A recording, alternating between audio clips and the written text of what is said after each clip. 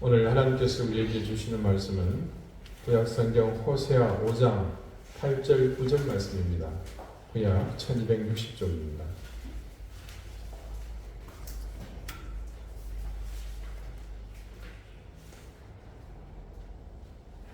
호세아 5장 8절 9절 말씀을 제가 읽겠습니다. 이제 다 같이 자리에서 일어나 하나님의 말씀을 경청하십시오. 너희가 기브아에서 뿔나팔을 불며 라마에서 나팔을 불며 베다변에서 외치기를 베냐민아 내 뒤를 쫓는다 할지어다. 벌하는 날에 에브라임이 황폐할 것이라 내가 이스라엘 지파 중에서 반드시 있을 일을 보였노라. 아멘. 자리에 앉으시기 바랍니다. 하나님께서 말씀으로 우리에게 은혜 주시기를 원합니다.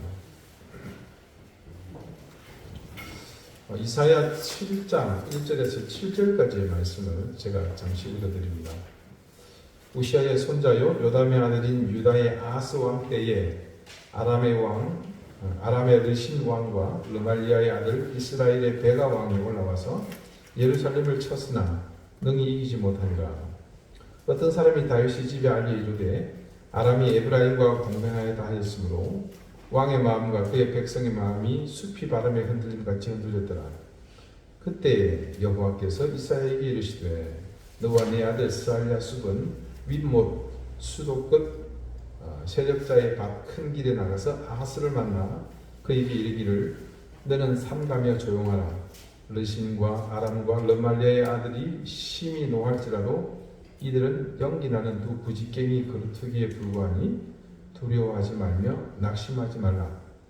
아람과 에브라임과 르말리아의 아들이 악한 꾀로 너를 대적하여 이르기를 우리가 올라가 유다를 쳐서 그것을 쓰러뜨리고 우리를 위하여 그것을 무너뜨리고 다브엘의 아들을 그 중에 새 왕으로 삼자 하였으나 주 여호와의 말씀이 그 일은 서지 못하며 이루어지지 못하리라.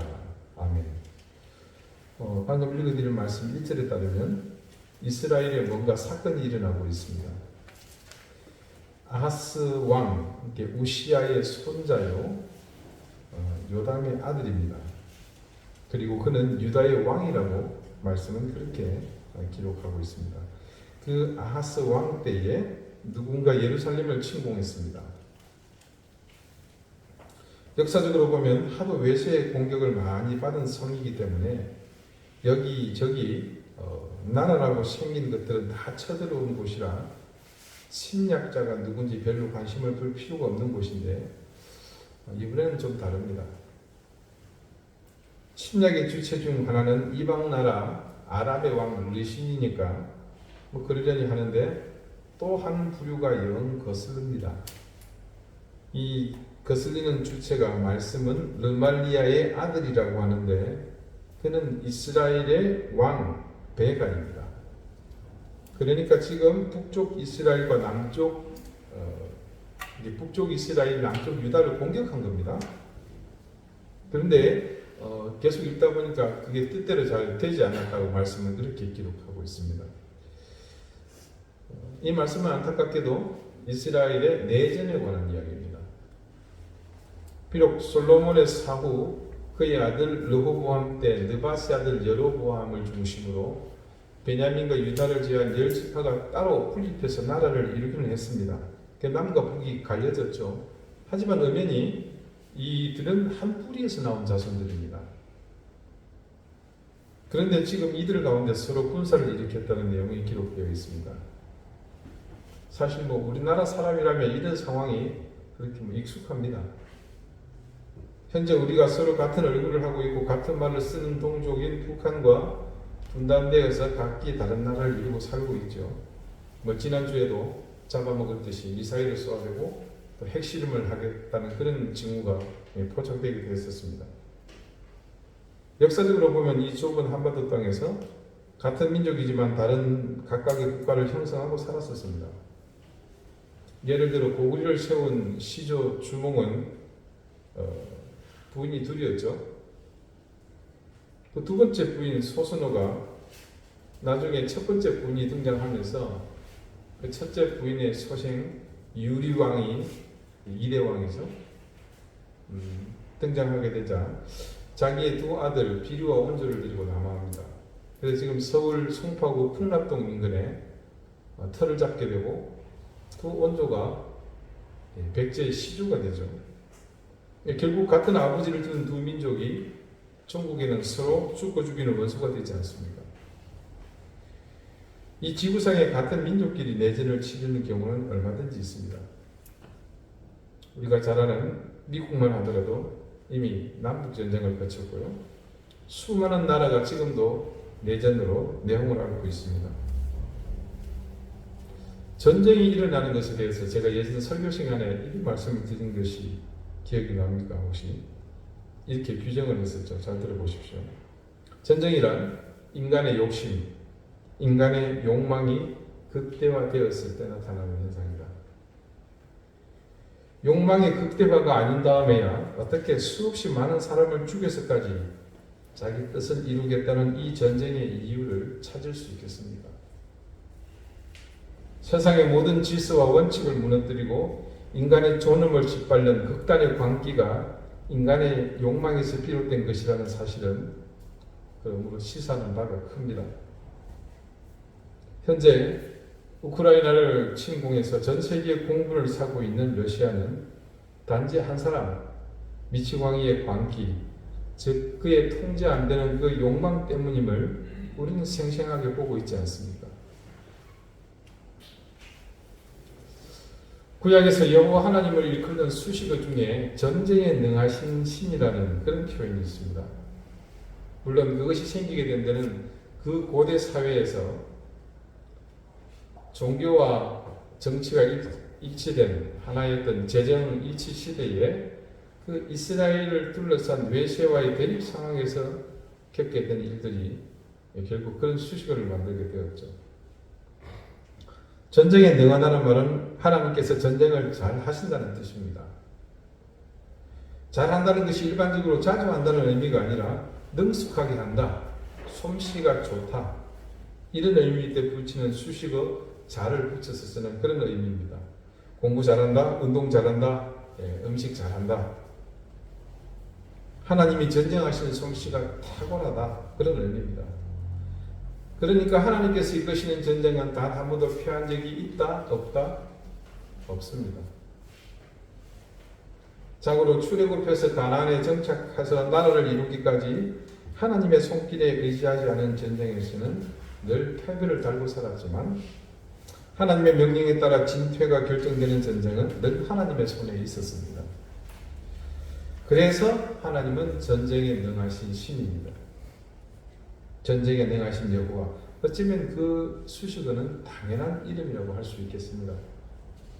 자, 아까 읽어드린 이사야의 말씀 중에서도 하나님의 그런 전쟁에 능하신 모습을 짐작할 수 있는 부분이 있습니다. 그때 여호와께서 이사야에게 이르시되 너와 내 아들 스알랴숲은 윗못 수도 끝 세력자의 밭 큰 길가에 나가서 아하스를 만나. 지금 북이스라엘의 침공을 받았던 그때 유다의 왕이 아하스라 그랬죠. 그에게 이르기를 너는 상가며 조용하라. 너를 침공한 르신과 아람과 르말랴의 아들이 심히 노할지라도 이들은 연기나는 두 부직갱이 그릇터기에 불과하니 두려워하지 말며 낙심하지 말라.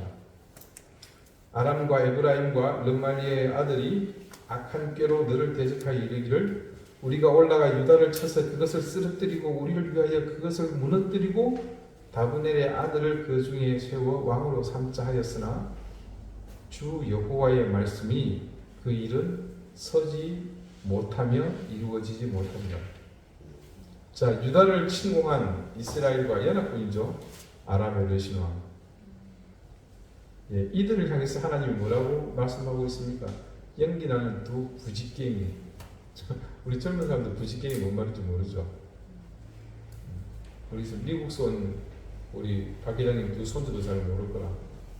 자, 예전에는 아궁이에 나무로 불을 떼서 솥에 음식을 했죠. 그러면 그 밑에 타는 불, 그 불을 이렇게 조절하는 막대기가 있어요. 그걸 부직갱이라고 합니다. 그 부직갱이는 부엌이라는 어머니가 늘 손에 들고 있어요. 그러니까 때에 따라서는 어떤 정도로 쓰일 수 있습니까? 말 안 듣는 아들이 들어오면 바로 흉기로 사용되는 경우가 많습니다. 지금 우리 연세 드신 분들은 어릴 때 시골 살면서 부지깽이 한두 번씩 맞아보신 기억이 있으실 겁니다. 그거 아무것도 아니라는 거예요. 그게 불이 나는 것도 아니고 화목도 아니고 그냥 불 속에 불을 젓다 보니까 거기에 약간의 불 기운이 묻어서 연기가 날 뿐인 겁니다. 그리고 결정적으로 하시는 말씀이 있죠. 즉 아람과 에브라임은 여러분 북이스라엘을 지칭하는 대표적인 대표 명사죠. 그 아람과 북이스라엘의 악한 꾀로 너를 대적하여 무너뜨리고 다른 왕을 세우고자 하나 마지막에 뭐라고 그랬습니까? 제가 여호와의 말씀이 그 일은 서지 못하며 이루어지지 못하리라. 무슨 말입니까? 이 전쟁의 결말이 하나님의 뜻대로 된다는 뜻입니다. 결국 전쟁을 주도하는 세력이 누구냐라는 말입니까? 하나님이라는 그런 뜻입니다. 그런 의미로 볼 때 북이스라엘과 남유다가 서로 싸우는 내전은 어떻게 해석해야 하겠습니까? 참 난감하죠. 북이스라엘도 남유다도 모두가 하나님의 백성이 세운 나라입니다. 그런 나라가 서로 칼과 창을 겨눈다면 이는 하나님이 둘로 나뉜 것을 싸운다는 말밖에 단히 해석할 여지가 없습니다.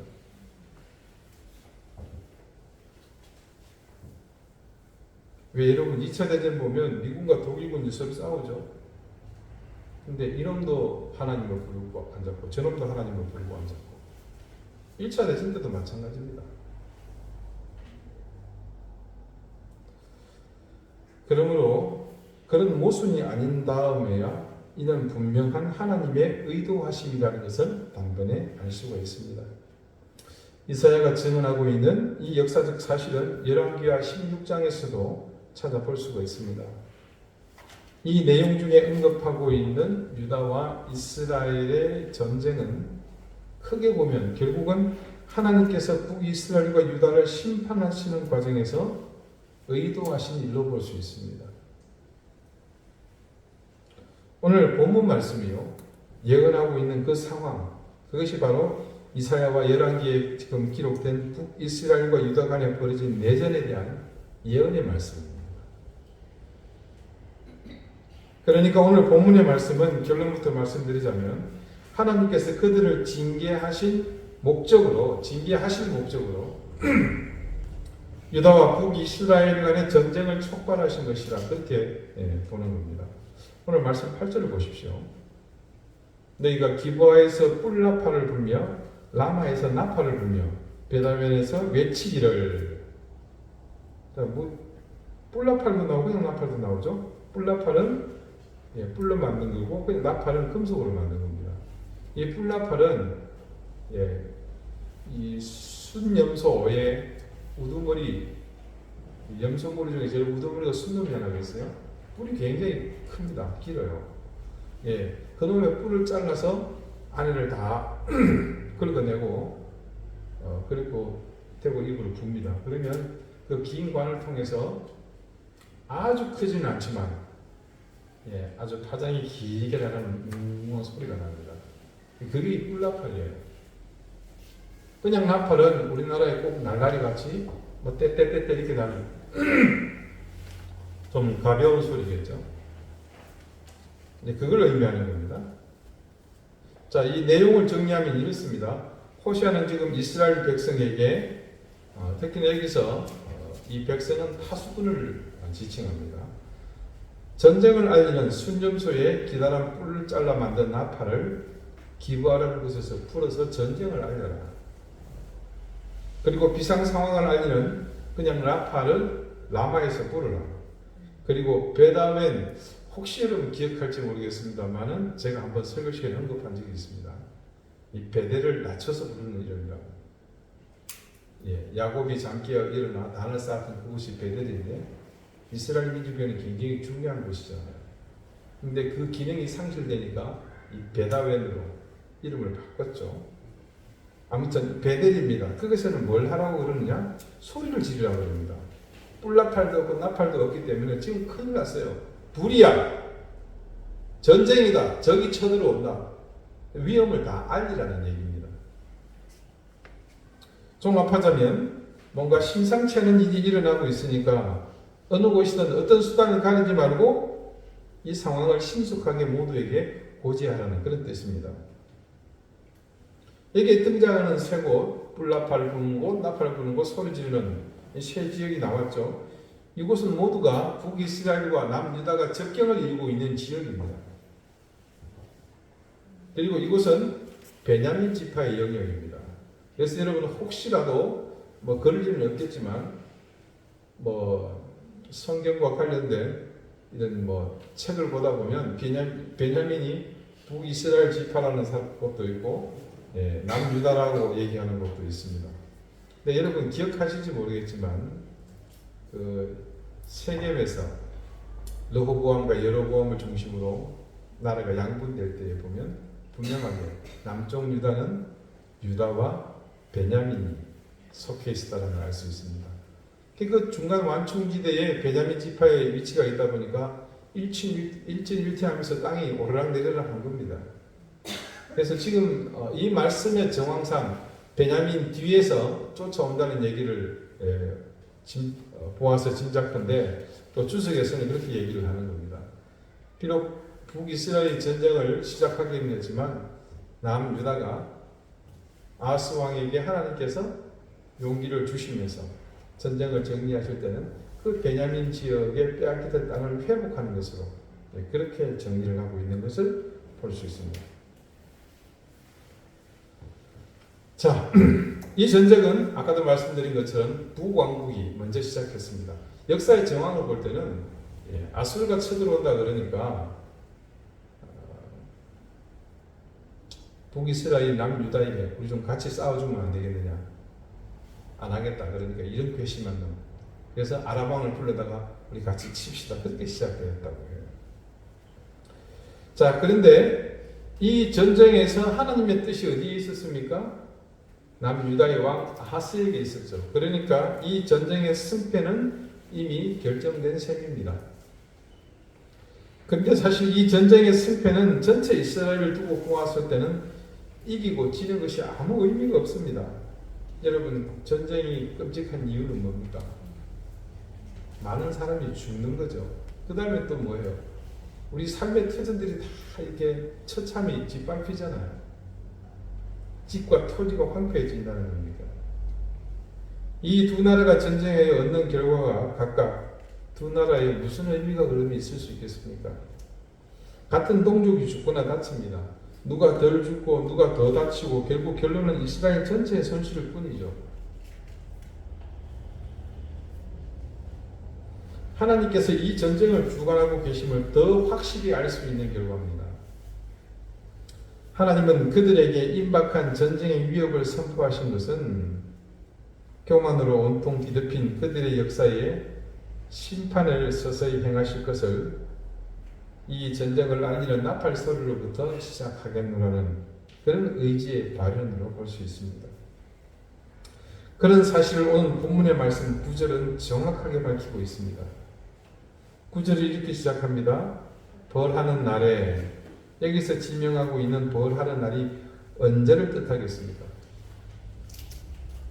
베냐민 지역에 울려 퍼지게 될 불나팔 소리, 또 나팔 소리, 사람들의 고함 지르는 소리로 알게 된 그날, 바로 남왕국의 전쟁이 일어날 그날을 일컫는 겁니다. 그런데 그 전쟁의 날을 호세아가 뭐라고 지금 명명을 해놨습니까? 벌하는 날이야. 그 전쟁이 일어나는 날이 하나님의 의도하신 가운데 있음을 정확하게 드러낸 말씀입니다. 그렇게 하나님의 벌이 임하는 날의 결과는 그 다음에 뭐라고 기록되어 있습니까? 에브라임이 북이스라엘이죠. 황폐할 것이다. 누가 봐도 알 수 있는 결과입니다. 전쟁에 패하는 그런 결과입니다. 마치 6.25 동란을 마치고 우리나라가 초토화되었던 것처럼 전쟁으로 인해 그렇게 황폐할 것이라고 증거하고 있습니다. 명백한 하나님이 행하시는 징계의 수단으로 이 전쟁이 일어났음을 증거합니다. 그 고대의 이스라엘 역사의 무대에서 마지막 사라지는 가장 큰 폭풍은 단연 전쟁이었습니다. 물론 아스루와 바벨론의 침공이 일방적이고 비교할 수 없는 절대적인 힘에 의한 정복으로 끝났지만 여러분 그건 역시 전쟁이었습니다. 그런 의미에서 오늘 9절 말씀의 마지막 부분은 시사하는 바가 큽니다. 여러분 모든 전쟁이 그랬지만요. 항상 전쟁은 사전 준비가 필요합니다. 그리고 철저한 계획 속에서 일정 기간 군비를 확충하고 세력을 형성하는 과정이 있어야 합니다. 일반적으로 현대전에서도 전쟁은 그래서 뚜렷한 일반적 징후가 있습니다. 가령 국경을 중심으로 전략 자산들의 움직임이 평상시보다 활발하다.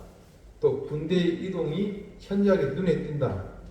그것은 전쟁이 임박했다는 징후라고 볼 수 있습니다.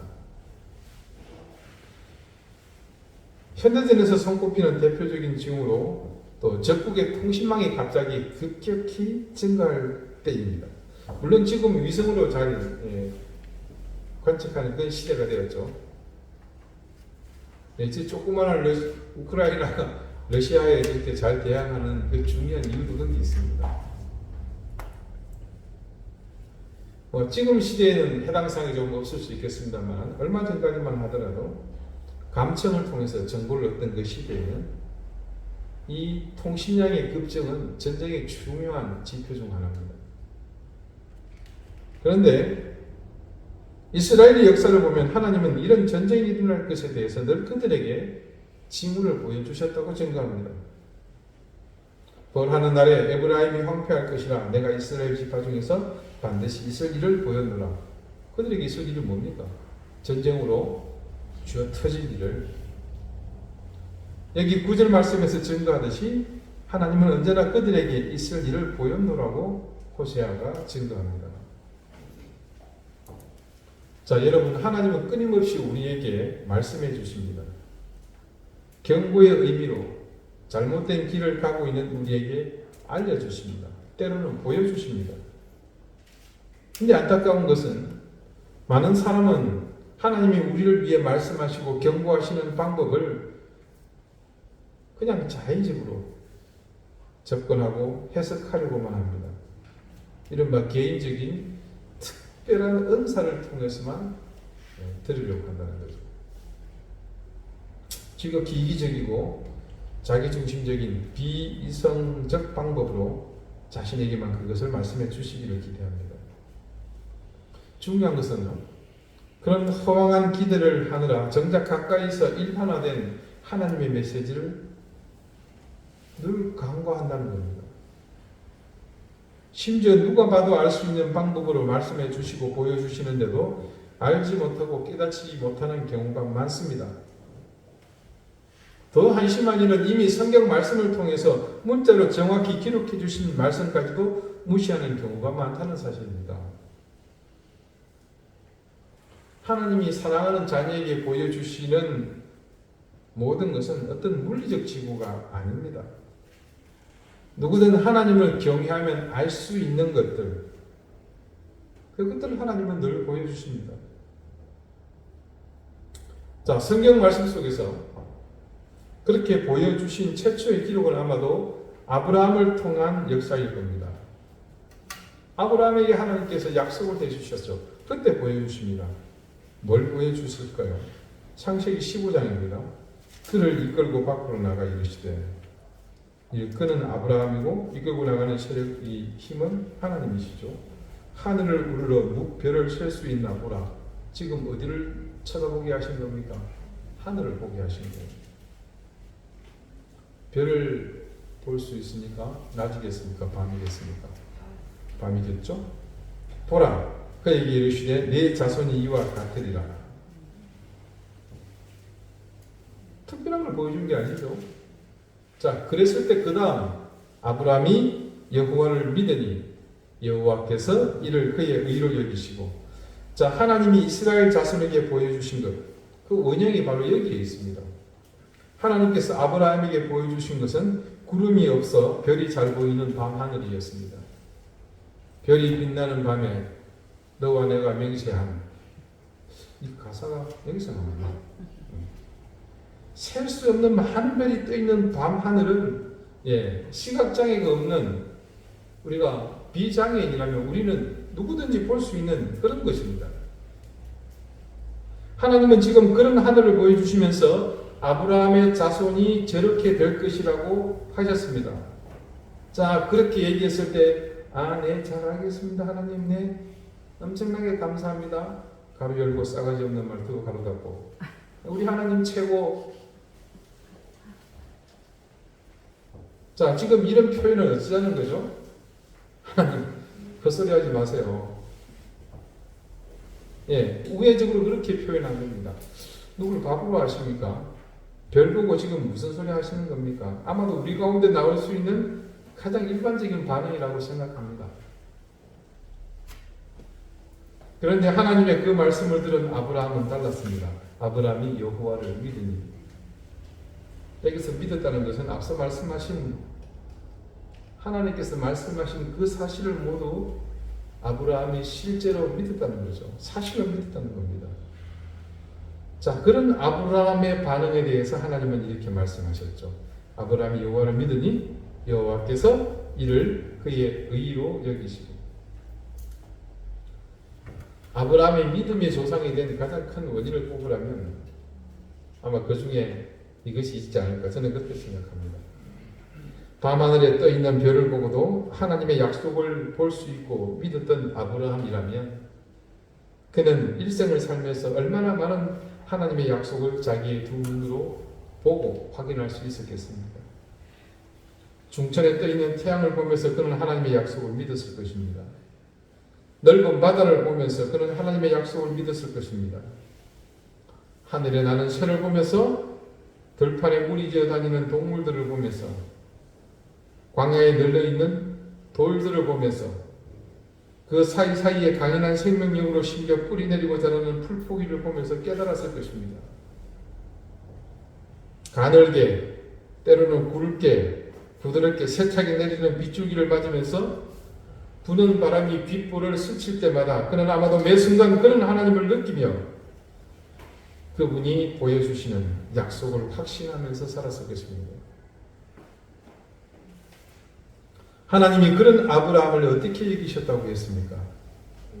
하나님은 그것을 의로 여기셨다고 말씀은 기록해서 우리에게 전하고 있습니다. 다시 본문 9절을 보겠습니다.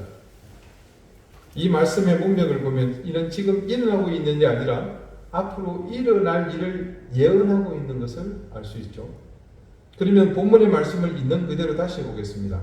베냐민 지파의 땅, 즉 국경에서 전쟁이 일어날 기미를 보고는 뿔나팔과 그냥나팔 그리고 사람의 함성이 그 사실을 알리게 될 것이다. 그날에 나팔과 사람의 육성으로 고지하게 될 전쟁이 일어날 그날, 즉 하나님의 심판이 임하는 날이 지금 진행되고 있는 것이 아니라 앞으로 일어나게 될 것이라는 그런 이야기입니다. 그리고 실제로 그 일은 이후에 일어나고 말았습니다. 일어나고 말았던 그 일을 아까 우리 서두에 봤잖아요. 그렇다면 결국은 그들이 하나님이 이렇게 있을 것이라고 분명하게 말씀하셨음에도 불구하고 결국은 그 일이 일어날 것에 대처하지 않았고 평상시 지들 하는 대로 쭉 살다가 마침내 그들이 이 징벌을 받았다는 그런 결론이 도출이 되죠. 아브라함은 자신의 생애에 일어날 수도 없는 일을 말씀해 주시는 하나님의 약속을 믿었습니다. 그렇잖아요. 그것도 약속음을 보여주시거나 아니면 계약을 맺어서 무슨 증서를 주신 것도 아니고 평범한 인간이 누구나 볼 수 있는 그냥 밤 하늘을 보여주시면서 하신 약속에 불과합니다. 그거는 마치 야 우리 어디 밥 한번 먹자 그 얘기하니까 며칠 몇 시에 어디서 이렇게 물어보면 어떻게 됩니까? 엄청 눈치 없는 사람이 되는 거죠. 그런 지키지도 않을 그냥 허황한 약속을 하는 것보다 더 실효성이 없을 것 같은 그런 말씀을 사실을 하신 겁니다. 그걸 믿은 거예요. 그런데 이스라엘은 지금 이렇게 선지자의 입술을 통해서 구체적으로 임박할 일을 전해 주었지만 그들은 결국 어땠다는 겁니까? 듣지 않았고 믿지 않았다는 거죠. 무슨 차이가 느껴지십니까? 정답은 단순합니다. 믿느냐, 믿지 않느냐입니다. 너무 단순하지 않습니까? 그런데 이 단순한 사실 하나를 믿느냐, 믿지 않느냐에 따라서 그들의 운명이 바뀌었습니다. 그 사실을 온전히 믿은 사람은 의인이 되었고 믿음의 조상이 되었습니다. 반면에 그 사실을 믿지 않은 이스라엘은 음란한 배신자가 되고 맙니다. 이스라엘의 역사는, 그리고 그들의 그 역사를 그대로 기록하여 우리에게 증언하고 있는 구약 성경은 그 사실을 중요한 주제로 우리에게 지금도 생생하게 증거하고 있습니다. 여러분, 믿음은 바로 그것입니다. 무슨 거창한 이유를 만들어서 무슨 신학적, 철학적, 문학적, 적적적 그런 수식어를 달아서 화려하게 포장한 것을 믿는 것이 아닙니다. 특별하고 기발하고 그래서 아주 완벽히 도드라지는 어떤 것을 믿는 것도 아닙니다. 그냥 아무런 조건 없이 이유 없이 묻지도 않고 따지지도 않고 하나님이 우리에게 보여주시는 그 모든 것을 그대로 믿는 겁니다. 항상 하나님은 우리 곁에서 아주 가까운 곳에서 누구든 볼 수 있는 것으로 우리에게 하나님께서 우리와 동행하고 계심을 보여주십니다. 언제나 하나님은 우리가 손만 뻗으면 만질 수 있는 곳에서, 아니 닿을 수 있는 곳에서, 언제든 고개를 돌리면, 눈을 돌리면 보이는 곳에서 우리에게 약속을 보여주고 계십니다. 단 우리의 신앙이 정직하고 우리의 믿음이 올바를 때는 그때에만 그렇습니다. 그래야만 하나님을 배신하지 않고 우리의 신앙과 믿음의 정조를 지켜나갈 것이며, 그러므로 우리는 가늠하는 자가 아닌 하나님을 사랑하는, 그래서 의롭게 여김받는 하나님의 자녀가 될 것입니다. 그때 우리는 아브라함처럼 밤하늘을 보면서 바닷가의 모래를 보면서 이 온 우주 만물 삼라만상 가운데 생생하게 우리에게 보여주시는 하나님을 매 순간 보게 될 것입니다. 기도드리시겠습니다. 하나님의 손길은 이 땅의 모든 곳에 미치며 그 손길을 통해 우리에게 매 순간 살아계셔서 함께 하심을 또한 보이심을 믿습니다. 이 지구상의 모든 사람이 함께 밤하늘의 별을 보지만 아브라함은 하나님을 믿기에 그 별들이 자신에게 일어날 미래의 크나큰 역사를 보여주시다는 사실을 믿은 것처럼 우리의 인생도 아브라함이 매 순간 살았을 그 모습처럼 살게 해주십시오. 자칫 우리의 믿음이 바르지 못할 때, 우리의 신앙이 정직하지 못해 보지 못하고 듣지 못하는 어리석은 인생으로 살지 않게 해주시고 늘 우리 가까이서 동행하시는 하나님을 믿으며 그 믿음으로 의롭게 사는 인생이 되게 해 주십시오. 예수 그리스도 이름으로 기도드립니다. 아멘.